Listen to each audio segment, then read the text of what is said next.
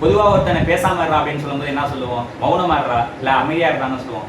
அப்படி சொல்லும்போது மௌனகுமாரன் சொல்ற காரணம் என்ன? பேசாம இருக்கிறன்னு காரணம். ஆனா இந்த புக்ல பாருங்களேன், மௌனம் பேசும் மொழின்னே தலைப்பு வச்சிருக்காப்ல நம்ம கணபதின்ற எழுத்தாளரு.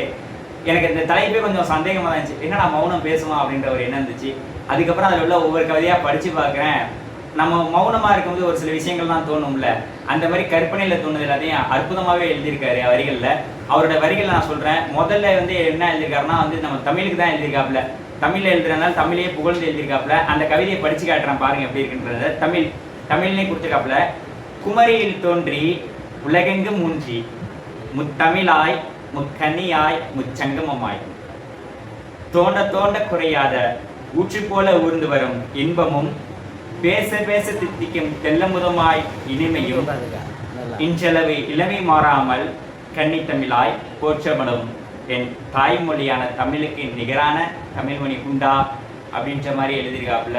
ரொம்ப அற்புதமா இருக்குல்ல. ஆரம்பத்திலே தமிழ்ல ரொம்ப புகழ்ந்து பேசியிருக்காப்புல.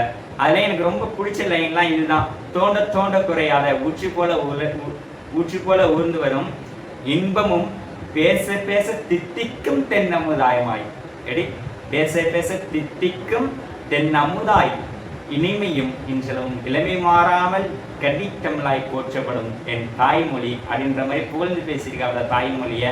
சரி, தாய்மொழியை பேசிட்டாரு.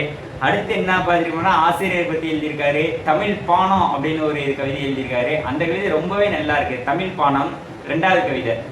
மதுபானத்தில் கிடைக்கும் இன்பமானதை விடுந்தவுடன் அழிந்து போகும் மானிடா, தமிழ் பாடலில் உள்ள கருத்துக்களை படிக்க படிக்க கிடைக்கும் இன்பமானது காலந்தோறும் நெளிந்திருக்கும் அப்படின்ற மாதிரி எழுதியிருக்காப்புல. இன்னொரு விஷயம் பார்த்தீங்கன்னா, அவங்க அப்பா ரொம்ப மது குடிப்பாங்களாம். அப்போ சிறு வயசுலலாம் அவங்க அப்பாட்ட மது குடிக்காதீங்க அப்படின்ற மாதிரி சொல்லியிருக்காரு. அவங்க அப்பா சூழ்நிலையில் தவறிட்டாங்களாம். இப்போ அந்த ஏக்கத்தோடு எழுதியிருக்காப்புல. அவங்க அப்பா போட்டோ கிட்ட மதுவை வச்சு வாங்கப்பா குடிங்கப்பா அப்படிங்கிறாங்களாம். அவர் மது குடிக்கலையாம். அதுக்கு எழுதியிருக்காப்புல, எங்கள் அப்பா என் பேச்சு கேட்டுட்டாரு, இப்போ கேட்டு என்ன பலன் அப்படின்ற மாதிரி தன்னோட ஏக்கத்தை எழுதியிருக்காப்புல. இன்னொரு விஷயம் பார்த்தீங்கன்னா இன்னொரு கவிதை எனக்கு ரொம்ப பிடிச்சிச்சு. திருநங்கைகளுக்குன்னு ஒரு கவிதை எழுதியிருந்தாப்புல. அந்த கவிதை எனக்கு ரொம்ப அற்புதமாகவே இருந்துச்சு. திருநங்கைகள் அந்த கவிதையை உங்கள்கிட்ட சொல்கிறோம் பாருங்களேன்.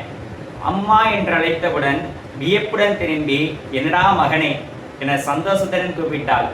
சமூகம் அவளை புறக்கணித்தது. ஆனால் அம்மா என்றவுடன் அவள் உயிரே உருகியது முழுகு போல. அவள் பேச்சில் பெண்மை மட்டுமல்ல தாய்மையும் பொங்கியது. உடல் வேறானாலும் உணர்வுகள் ஒன்றே. பிள்ளைகள் பெறாமலே தாயாகும் சக்தி படைத்தவள் அவள் அப்படின்னு எழுதியிருக்காப்புல. திருநங்கைகளை ரொம்ப போற்றிருக்காப்புல.